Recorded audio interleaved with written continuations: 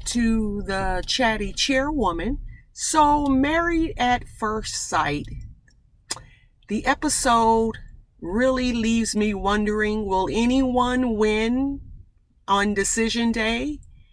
It is hard to really latch on and enjoy the show because everyone is in a state of chaos continuously. So Lindsay and Mark continue to demonstrate that they're having a challenge really connecting on every level. Lindsay is feeling the lacking, and Mark, I guess, is simply not motivated to woo her.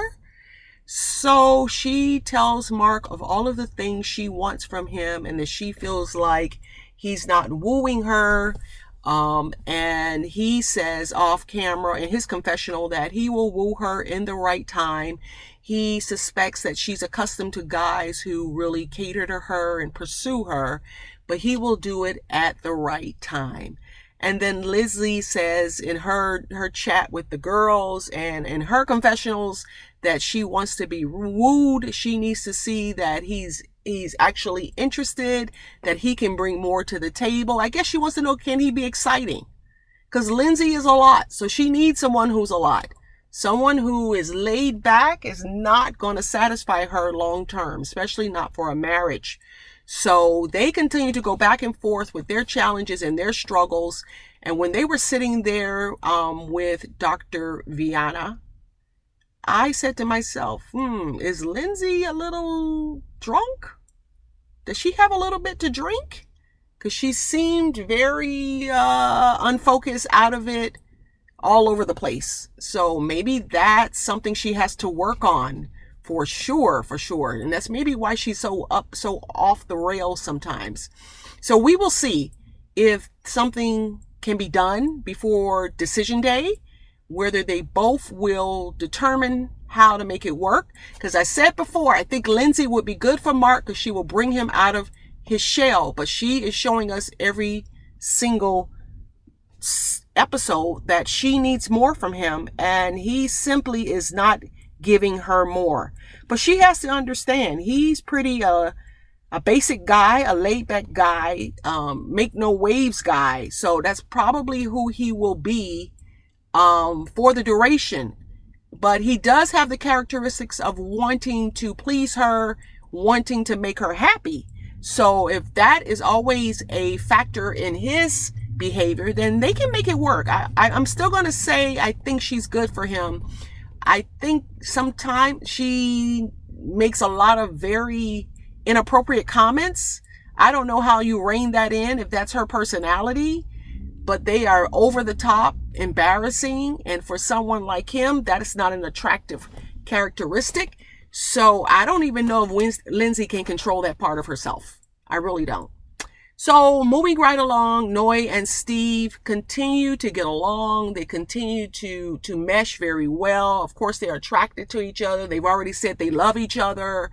But that big red flag is Steve's desire to be a stay-at-home dad, clean the house, and not have a full-time job. Now, we must admit, there is a small percentage of people who can do very well on a contract basis, make a lot of income on one job just because of the type of profession that they're in.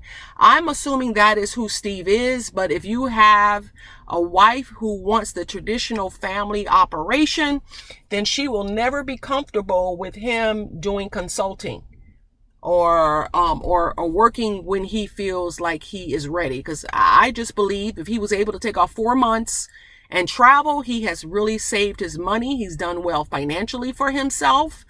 And that if she is someone that's going to require that he suppress what he really wants to do and how he really wants to live, then he's not going to be happy in the marriage and he'll eventually leave her.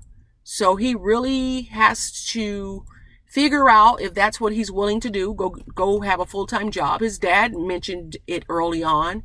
But sometimes there are certain people who live by the fly, but because of his professional background, I'm not as concerned if he can demonstrate his savings, his financial strength, and his plan for making income for the course of the year. So that is my comment for them. Now moving right along, I'm going to leave Jasmine and Michael to last. So Elijah Wan and Katina really were in a better place, a little bit better place this time, because they had a referee in Dr. Vienna. She certainly told him, Elijah Wan, that he was too harsh, he was too demanding, and that he was willing to walk away for something as minor as cooking and cleaning. I mean, you can hire somebody to do that if it's such a big deal and she doesn't want to do it.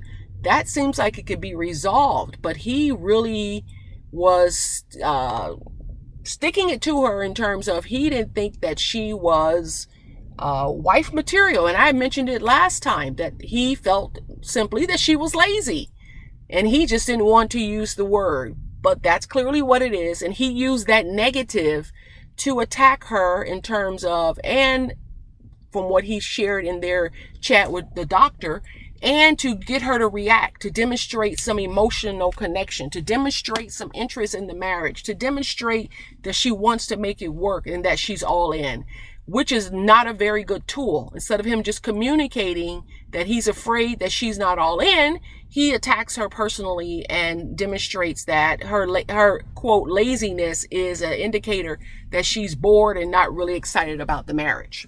So she did have an opportunity to communicate that she wanted to demonstrate to him that she is all in.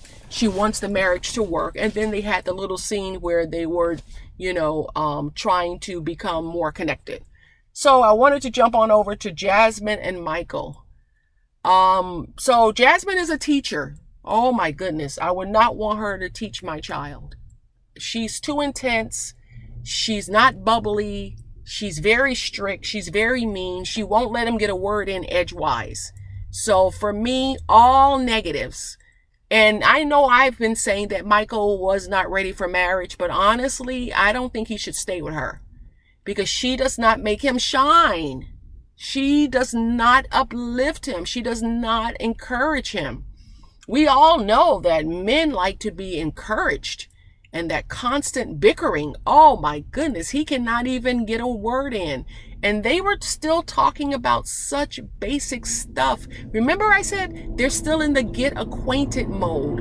When on earth will they shift to friendship mode? They're not even in hello friendship mode. And we're weeks in. They're dragging so slowly.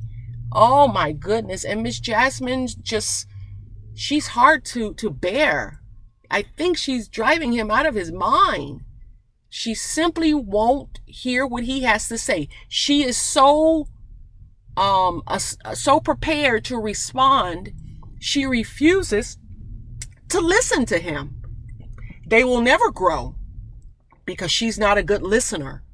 So I don't think that relationship is healthy for him.